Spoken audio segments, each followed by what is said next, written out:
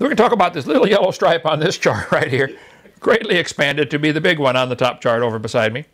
The Bible says the scoffers are ignorant of the creation, ignorant of the flood, and ignorant of the coming judgment. There's a judgment coming whether you believe it or not. So this little yellow stripe here on the big timeline is greatly expanded to be A, B, C, D, E on the top timeline, the 7-year period. So we're going to look at part 4C tonight, the abomination that maketh desolate. Daniel chapter 9. Abomination is a word that means a thing that causes disgust or hatred. This bill is an abomination to all mankind, as an example. Something that's disgusting. The word abomination is used quite a few times in the Bible. For instance, in Genesis 24, Joseph told his brothers, go tell Pharaoh that you guys are shepherds. Why? Because I want you to live in the land of Goshen, which is the best land they've got. It's pasture land.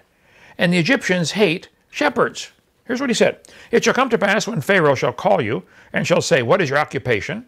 That ye shall say, thy servant's trade hath been about cattle from our youth. And cattle in the biblical terms means sheep, okay?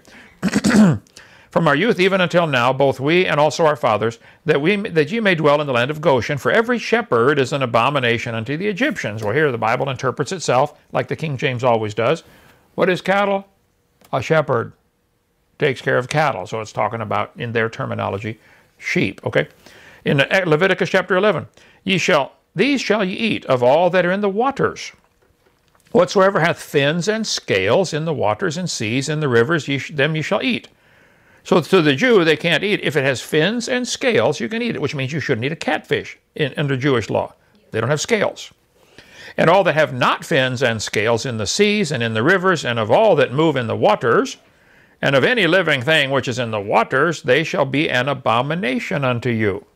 So that's why they don't eat shellfish, they don't eat squid, octopus, if it doesn't have fins and scales. It's that simple. Now this is for the Jews. I'm Norwegian. If you want to eat shrimp, go for it. Okay? If you don't want it, pass it over to me. Okay. So it's an abomination. Leviticus 18, another one of God's laws. Thou shalt not lie with mankind as with womankind. It is abomination. This is homosexuality, queers. God says don't do that. I'm from the 50s and 60s. They were called queers. Okay. Neither shalt thou lie with any beast to defile thyself therewith. Neither shall a woman stand before a beast to lie down thereto. Bestiality. God says this is an abomination. Deuteronomy 22. The woman shall not wear that which pertaineth unto a man, neither shall a man put on a woman's garment. For all that do so are abomination unto the Lord thy God. Now I want you to notice something interesting. We'll back up a few. If you eat things that don't fins and scales, you can eat. But if it doesn't have fins and scales and you eat it, it shall be an abomination, watch this carefully, unto you. This will make you sick. But he said here, a woman wears a man's clothes and a man wears a woman's clothes. This is an abomination unto God. See, some things are an abomination to you. God says don't do that. It's going to make you sick. God says don't do that. It's going to make me sick. That's Deuteronomy 22. Anyway, Daniel chapter 9, where we are tonight. And he shall confirm the covenant with many for 1 week. We talked about that last night. And in the midst of the week, what is the middle of 7.5 years? Or 7 years? 3.5.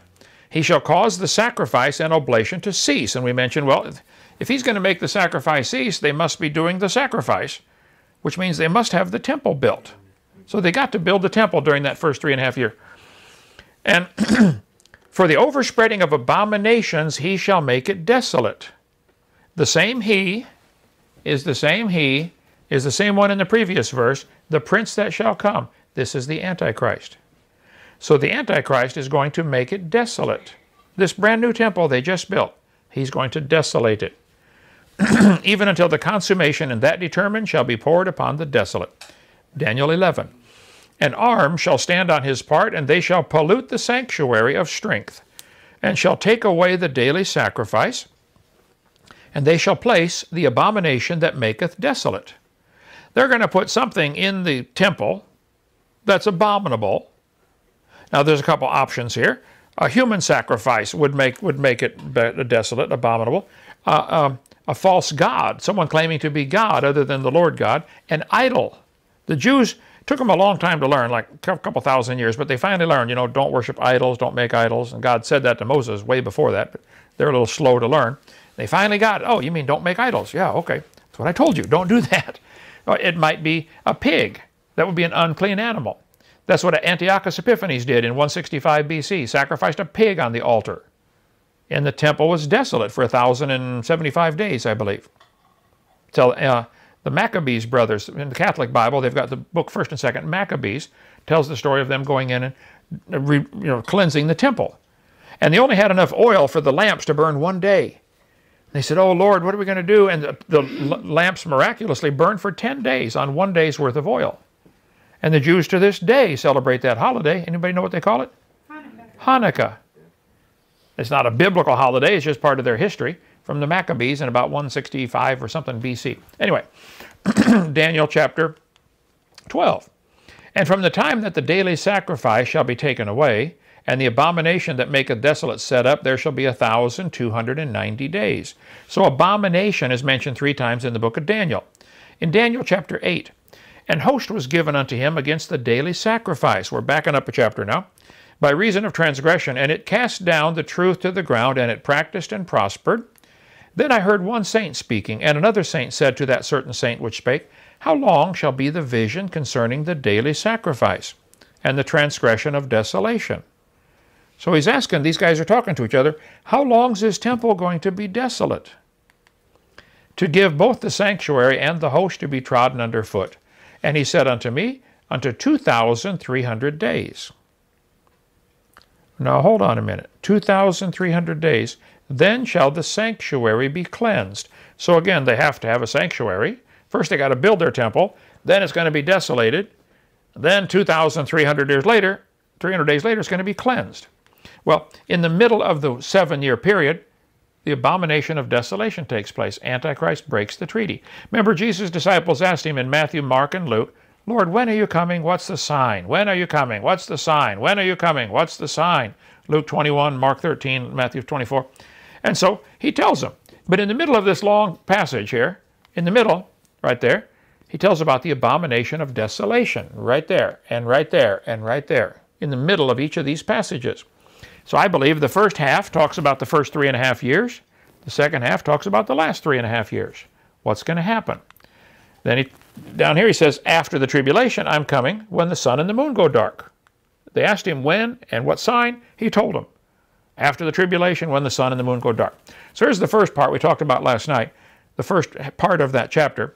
But at the bottom he talks about the abomination of desolation. I'll read the verses to you. Here it is in Matthew. When ye therefore shall see the abomination of desolation spoken of by Daniel the prophet, stand in the holy place, whoso readeth, let him understand. Then let them which be in Judea flee into the mountains. Let him which is on the housetop not come down to take anything out of his house. He said, when you see this, I think when you see the image set up in the temple, or you see the wrong sacrifice, get out of Jerusalem. Don't even go back in the house to pack anything. Run. Just run. Mark 13.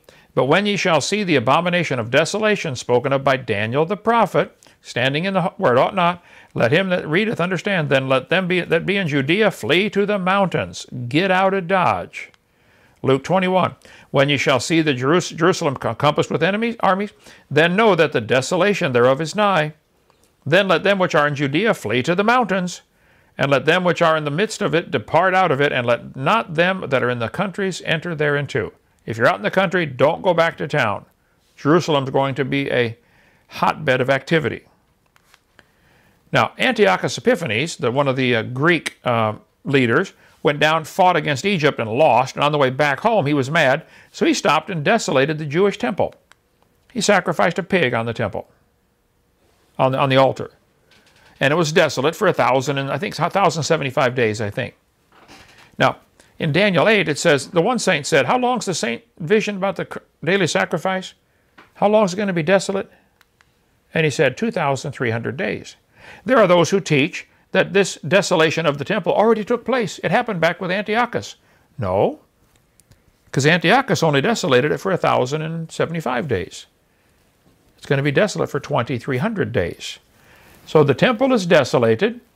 2,300 days later, it's finally cleansed. 2,300 days. That's more than 3.5 years. This last half of the 7-year period is 3.5 years long, but there's an extra 1,040 days. We are caught up right here in the rapture at the end of the tribulation. While we're at the marriage supper of the Lamb having a wonderful time, the wrath of God is poured out on the world. Jesus comes only to the clouds, catches us up, then 1,040 days later, which is almost 3 years, we come back with him on white horses, and now he touches down. And the Mount of Olives splits in half. Temple water flows out from under the temple. We'll get into that later. So this 1,040 days is the time of God's wrath being poured out. We're not here for that. But the temple is desolate for 2,300 days. It is not going back to Antiochus Epiphanes. This is still yet to come. Mark it down. All right, Daniel chapter 9, verse 27 tells about several things have to happen. That 70th week of Daniel. The last half of that is called the time of great tribulation. You think the first half was bad? Wait till you see what comes in the next half. We'll talk about that next time.